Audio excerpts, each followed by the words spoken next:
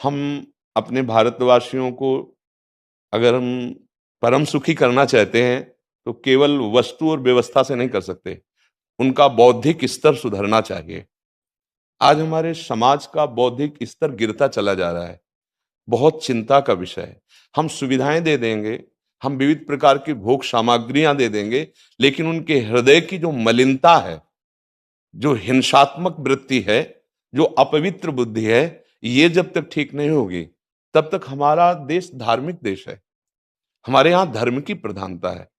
तो इसी बात को बार बार हम सबसे निवेदन करते हैं कि ये जो हमारी नई पीढ़ी है, इसी से हमारे राष्ट्र की रक्षा करने वाले प्रकट होते हैं। जो विद्यार्थी जन है, उन्हीं में कोई एमएलए बनता है, उन्हीं में कोई सांसद बनता है, उन्हीं में कोई मुख्यमंत्री बनता है, उन्हीं में कोई राष्ट्रपति या प्रधानमंत्री उन्हीं में अपने लोग भी सब थे।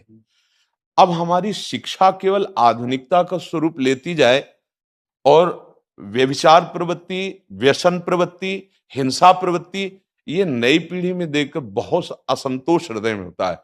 इसीलिए कितनी भी शरीर में पीड़ा हो, हम प्रयास करते हैं जितने से जितने सामने हमारे भगवत स्वरूप जन आते हैं, पहले बुद्धि शुद्ध होनी चाहिए। मय्येव मन आदत्स्व मयि बुद्धिम निवेश है, तो निवशिष्यति मय्येव अत ऊर्ध्वम न संशया।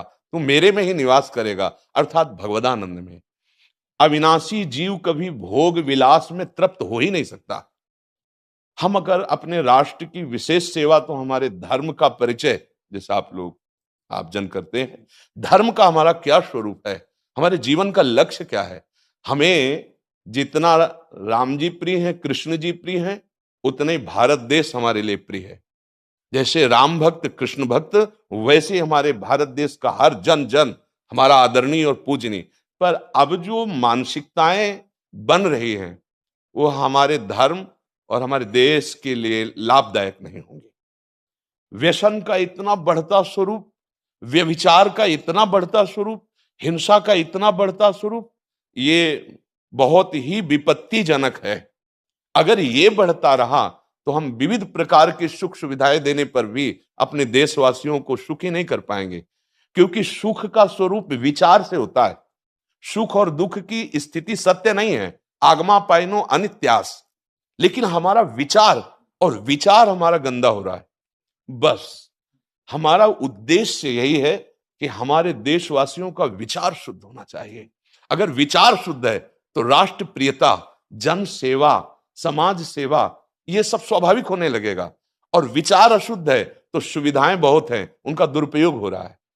तो बस आप सबसे बड़े बड़े जो उपदेष्टा जन हैं, जो बड़े बड़े धर्म की रक्षा के लिए भगवान ने जिनको भेजा है, उन सबसे यही प्रार्थना है कि सब व्यवस्था करते हुए हमारे देशवासियों की बुद्धि अध्यात्म को समझे। बिना अध्यात्म को समझे दुख सुख की समानता बिना किए परम सुख का अनुभव हो ही नहीं सकता। इस मायाकृत भोग पदार्थों को भगवान ने दुख योनया कहा है। मानो एक बोर्ड लगा दिया, दुखालयम अशाश्वतम। और हम सब यही चाहते हैं कि लौकिक भोगों को भोगने से ही हमारा राष्ट्र सुखी हो जाएगा या हम सुखी हो जाएंगे। नहीं, लौकिक भोगों को पूजन सामग्री बना करके और साध्य सच्चिदानंद प्रभु को रखा जाए तो आनंद की उमंगन हो जाएगी। बहुत सुंदर मानव जीवन का स्वरूप है, जिसे देव दुर्लभ कहा गया। दुर्लभो मानुषो देहो, लेकिन क्या दुर्लभता शब्द स्पर्श रूप रस गंध इन्हीं विषय के भोगने की या इन्हीं सुविधाओं के लिए दुर्लभ कहा गया? दुर्लभ है किसी सच्चिदानंद सुख के लिए। और उस सुख को तो हम भूले हुए, एकदम बहते हुए शब्द स्पर्श रूप रस गंध के प्रवाह में चले जा रहे हैं और इसी को सौभाग्य समझ रहे हैं कि हमें सुख प्राप्त हो रहा है। नहीं, हम सबसे प्रार्थना करते हैं कि आप अपने धर्म को समझिए। आप अपने स्वा को जहां जहां स्थापित करते चले जा रहे हैं, आप उसे गंदा करते चले जा रहे हैं। मदिरा में, हिंसा में, द्यूत कीड़ा में, बेविचार में, इसे दोष नहीं समझा जा रहा आज। और हमारे शास्त्र और हमारा धर्म इसको निषेध करता है। कलयुग की स्थिति बताई गई है। छोटे छोटे बच्चे व्यसन करने में लग गए। आज स्कूली विद्यार्थी जिनको ब्रह्मचर्य से पुष्ट होना चाहिए, वो ब्रह्मचर्य नष्ट कर रहे हैं। ये बड़ा चिंता का विषय है। हमारे देश के लिए जो जवान चाहिए, हमारे देश के लिए जो भक्ति चाहिए, उसमें बुद्धि और शरीर बल दोनों होना चाहिए। शरीर बल क्षीण हो रहा है क्योंकि व्यभिचार प्रवृत्ति में बहुत कमजोर अवस्था में, जैसे गेहूं की फसल है और गलेथ में काट ली जाए तो ना दाना मिलेगा ना सही भूस मिलेगा। ऐसे ही 20 वर्ष की अवस्था तक यदि ब्रह्मचर्य नष्ट कर दिया जाए तो वो गृहस्थ के योग्य में नहीं रह सकता। राष्ट्र सेवा की क्या बात है। हमारे राष्ट्र सेवा के लिए बहुत विशाल हृदय की आवश्यकता है। हमारे शरीर को बहुत स्वस्थ रखने की आवश्यकता है, तभी हम समाज सेवा, राष्ट्र सेवा।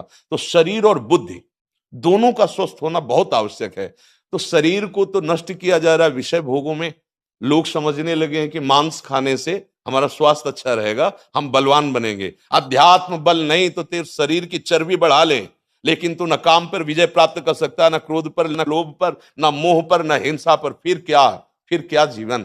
तो इसीलिए हमारा बार बार हृदय में सबसे प्रार्थना है, जिस संत भगवान भी आते हैं, ये देखो इस समय आवश्यकता विचार शुद्ध करने की है, आहार शुद्ध करने की है, आचरण शुद्ध करने की है। हमारे देश ने चरित्र की पूजा की है। रावण किसी बात में कम नहीं था। आज भी कोई शिव अगर अभिषेक होता है तो तांडव स्तोत्र उसी का गाया जाता है। जटाटवी गलत ज्वल प्रवाह पावित स्थले। ऐसा विद्वान और ऐसा बलवान जो 20 बार जैसे झूला आराध्य देव को झुलाया जाए, ऐसे महादेव सहित पार्वती को बाजुओं पे झुलाया, वो महाबली चरित्रहीन हो गया तो अपने देशवासियों ने राक्षस कह दिया उसको। चरित्र, आज हम चरित्र पर ध्यान ही नहीं दे रहे। चरित्र बेचना मतलब कोई समझ में नहीं आ रहा। छोटे छोटे बच्चे चरित्रहीन हो रहे हैं। हमारा राष्ट्र संकट में पड़ जाएगा अगर हमारे बच्चे व्यवस्थित नहीं हुए, उनकी बुद्धि शुद्ध नहीं हुई, उनका स्वास्थ्य ठीक नहीं रहा। कौन आगे चल करके है? यही पीढ़ी तो है ना, इन्हीं में से तो निकलते हैं हमारे राष्ट्र भक्त, भगवत भक्त, देश सेवी। तो सबसे ये प्रार्थना है कि हमारे नई पीढ़ी को सुधारा जाए।